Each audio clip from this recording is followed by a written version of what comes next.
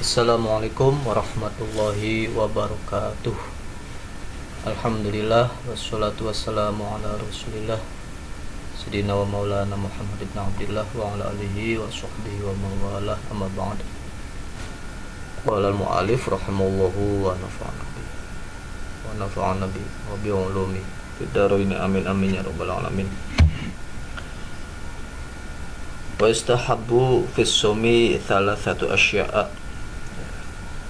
Sunnah dalam puasa ada 3 hal. Di kesunahan saat berpuasa di sini ada 3 macam ya. Yang pertama ta'jilul fitri. Yang pertama yaitu menyegerakan berbuka jika telah jelas matahari tenggelam atau telah jelas maghrib. Kalau sekarang sudah ada waktu berbuka puasa atau mungkin mendengar adzan dari masjid kan gitu. Pokoknya sudah jelas waktu berbuka puasa, maka segeralah berbuka. Itu kesunahannya, jangan nunggu-nunggu lagi. Tapi jika masih ragu, maka jangan berburu untuk berbuka ya, terburu untuk berbuka. Dan sunnahnya berbuka itu dengan kurma. Nah, tapi jika tidak ada, maka dengan air putih saja cukup ya. Jadi jika tidak ada kurma, maka dengan air. Nah, jadi itu intinya segera membatalkan puasa dulu. Nah, terus lantas sholat maghrib terlebih dahulu ya nggak apa-apa ya, jadi tapi dibatalkan dulu. Jadi sunnahnya menyegerakan berbuka. Terus yang kedua, wathani ta'khirus sahuri. Nah, yang kedua sunnah puasa adalah mengakhirkan sahur ya, selama tidak ragu akan masuk waktu fajar shidik. Kalau sekarang imsak gitu ya. Dan kesunahan sahur bisa didapat dengan sedikit makan atau minum. Jadi semua terburu-buru karena bangunnya atau sudah waktu sahurnya sempatnya itu sebelum fajar shidik kan gitu ya. Maka cukup dengan sedikit makan atau minum ya. Intinya dari sebelum fajar shidik ya, imsak itu masih bisa. Nah ya imsak itu untuk menghati-hati saja gitu. Di sebelum fajar shidik ya, kita sudah siap-siap, intinya sudah untuk berpuasa. Jangan sampai sudah masuk fajar shidik kita masih makan atau minum kan gitu. Nah itu berarti kita sudah melewati batas masuk untuk berpuasa, maka ya tidak sah kalau sudah masuk fajar shidik ya, atau subuh atau waktu subuh. Nah jadi mengakhirkan waktu sahur ya, sebelum waktu subuh lah, sebelum fajar shidik. Nah itu disunahkan sahurnya akhir. Yang ketiga, meninggalkan ucapan kotor. Nah, yang tidak baik gitu ya, meninggalkan ucapan kotor. Oleh karenanya orang yang berpuasa harus menjaga ya mulutnya dari ya berbohong, menggunjing ya, mengumpat dan lain-lain. Jika ada seseorang yang mengumpat pada orang yang berpuasa, maka hendaknya ia mengatakan aku berpuasa, baik dengan lisan maupun hatinya. Nah, jadi sunnah puasa yang selanjutnya adalah meninggalkan ucapan yang kotor. Jadi, kita harus menjaga mulut kita dari berdusta ya, berbohong, terus menggunjing mengumpat dan lain-lain ya. Jangan sampai pahala berpuasanya hilang ya, tidak berpahala puasanya, karena dari sebagian ya perkara yang membatalkan pahala puasa ya, membatalkan pahala puasa, bukan membatalkan puasanya tapi pahala puasanya.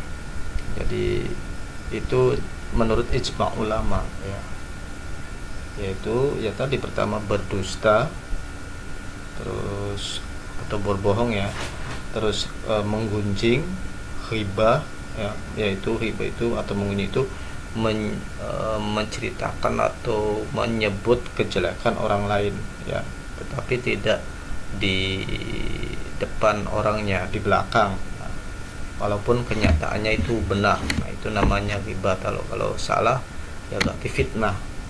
Nah, terus tidak mencaci maki, tidak tidak mencaci maki ya. Nah itu kalau mencaci maki, saling memaki ya, saling mengumpat ya, berarti pahala puasanya bisa batal.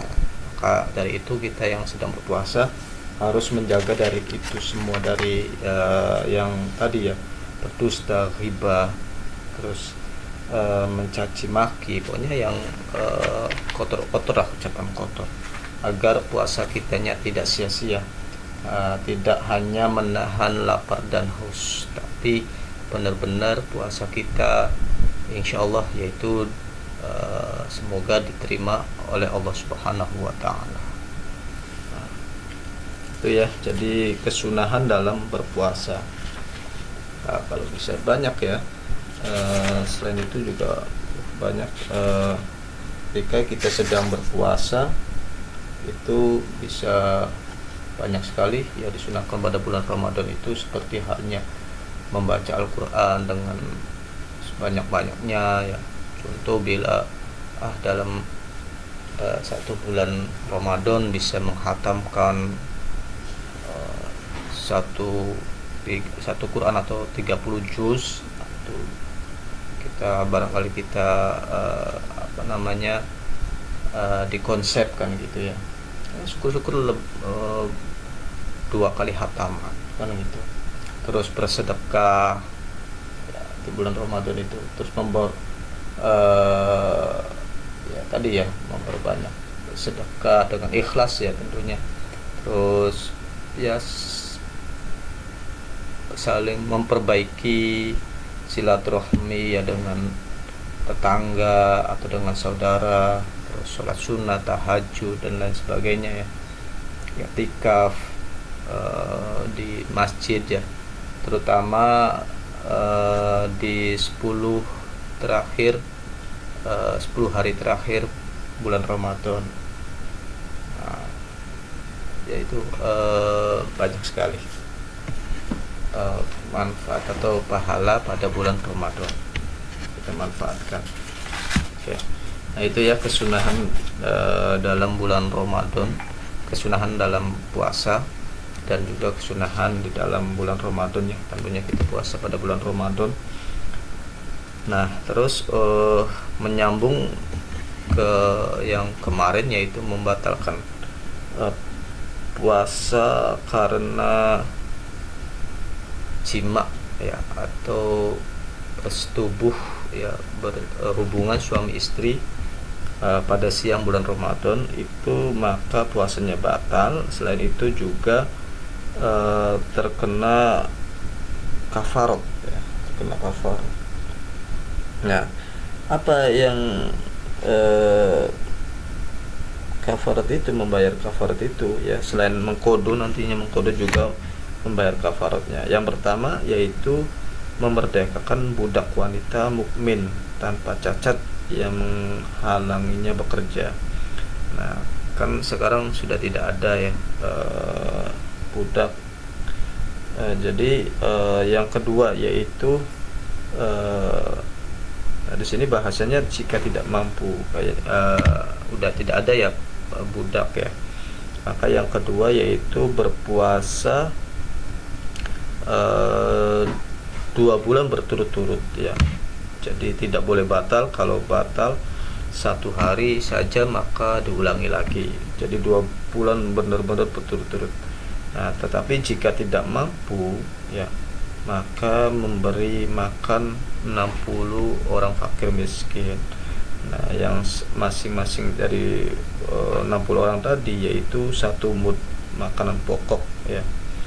1 mud itu adalah 7 ons beras lah ya, 7 ons beras. Nah, itu bagi yang kafarat. Maka dari itu kita harus menjaga ya dari berjima atau berhubungan suami istri ketika pada siang Ramadan.